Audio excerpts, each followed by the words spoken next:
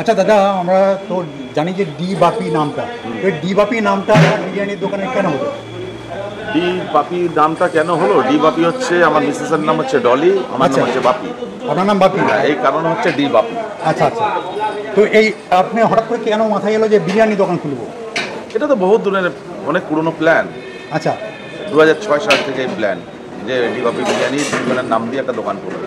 আর দোকান করেও সেটা না, একটা ফুটপাতে ডি বাপি প্রথম দোকান করেছেন ফুটপাতে? ফুটপাতে। আজকে ফুটপাত থেকে কাস্টমাররা আজকে আমাকে এই জায়গায় ব্র্যান্ড তৈরি করেছে। সমস্ত ক্রেডিটটা দিচ্ছেন কাস্টমারদেরকে? একদম তাই তো? হ্যাঁ। কিরকম পরিমাণে হতো তাহলে? কতটা চাল? প্রথম যখন ওপেনিং করি 2006 সালে 15 আগস্ট আমাদের দোকানের জন্মদিন। আচ্ছা, ওটা কি এই যেটা এখন ডি বাপি সেইটা জন্মদিন? সেইটাই জন্মদিন আজ অব্দি পালন হচ্ছে 2006 থেকে 15 আগস্ট। আচ্ছা আচ্ছা, 2006 সালে। 2006 সালে।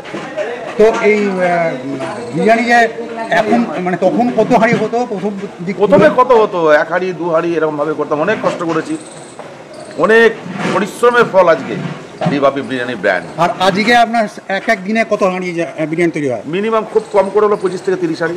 25 থেকে 30 হাঁড়ি বিরিয়ানি তৈরি হয় একটা ব্রাঞ্চে। আমার ব্রাঞ্চ হচ্ছে ব্যারাকপুর আর বারাসাত। আচ্ছা। ডি বাপি বিরিয়ানির অরিজিনাল ব্রাঞ্চ হচ্ছে ব্যারাকপুর মেন ব্রাঞ্চ, তারপর হচ্ছে বারাসাত। সোদপুর একটা আছে। আর কোথাও কোনো ব্রাঞ্চ নেই আপনার? আর কোনো ব্রাঞ্চ না, নেই? আমাদের দুটোই ব্রাঞ্চ। আচ্ছা। ডি বাপি যার অরিজিনাল জায়গায় ডলি আর বাপি থাকে, সেটা হচ্ছে ব্যারাকপুর ব্রাঞ্চ আর হচ্ছে বারাসাত ব্রাঞ্চ। বা বিভিন্ন ওকেশন যখন থাকে তখন মোটামুটি কিরকম হাঁড়ি? অনেক হাঁড়ি, সে গুনতি করা যাবে না যে কত, কোনো আমরা পারি না, ঠকে যাই। তখন আর কাউন্ট করতে পারেন না? না, ও কাউন্টিং করা যাবে না, ক্লান্ত হয়ে পড়েন হাঁড়ি গুনতে গুনতে। যা হচ্ছে কাউন্ট করবো না, আর কাউন্ট করা যায় না। আচ্ছা, আপনার যে মটন বিরিয়ানি হয়, এই মটনটা কোথেকে আনেন? আমার নিজের পার্সোনাল নিজের দোকান। মটনের বিজনেস হচ্ছে আমার থেকে সব থেকে পুরনো বিজনেস। তো আপনার তার মানে পুরনো বিজনেস ছিল মটনের? সেইখান থেকে মটন বিরিয়ানিতে আপনার দোকানের যে বিরিয়ানি, আপনার দোকান থেকেই মটনটা আসে? দোকানটা কোথায়? এই বিরিয়ানি দোকানের পাশেই দোকান। আচ্ছা আচ্ছা। কত কিলো মটন লাগে মোটামুটি দিনে? অনেক, 200, 250, 300 কিলো মতো মটন লাগে। চিকেন হলে? চিকেন লাগে প্রায় 150-200 কেজি। চিকেন 150-200 কেজি লাগে পার ডে। আর মটন 200-300 কেজি লাগে। 200-300 কেজি? হ্যাঁ। আচ্ছা আচ্ছা। আচ্ছা দাদা, আপনি কি চাল ব্যবহার করেন? আমি ইন্ডিয়া গেট কোম্পানি চাল ব্যবহার করি। ইন্ডিয়া গেট ব্যবহার করেন। আর দিনে কত কিলো চাল লাগে? চাল প্রচুর লাগে, মানে ওটা হিসেব বলা যাবে না? কি হিসাব করে বলবো? চালও অনেক চাল লাগে। চাল তো লাগবে স্বাভাবিক ব্যাপার। হ্যাঁ। তো কত কিলো সেটা এখন বলা যাচ্ছে না।